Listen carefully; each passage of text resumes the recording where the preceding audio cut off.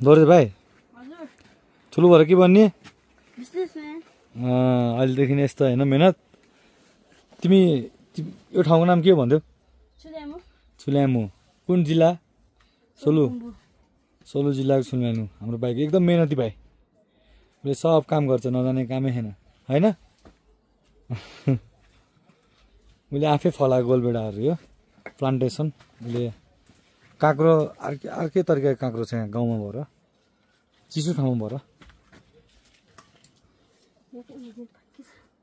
त्यो नि पाके है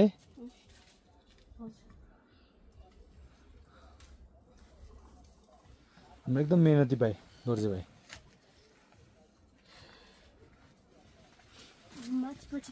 पाँच कक्षा पढ्छ होइन यहीँ पाकेको नि यो पाकेको कि पाक्न लाग्यो यो अहिले सारेछु साह्रै पाक्न लाग्यो दोर्जे भाइ हाम्रो ल ठाउँ चाहिँ नि यो एउटा बाहिर फल के गोलभेडाको बोट हो टमाटर हो टमाटरकै होइन भित्र मात्र फल्ने ग्यास भित्र मात्र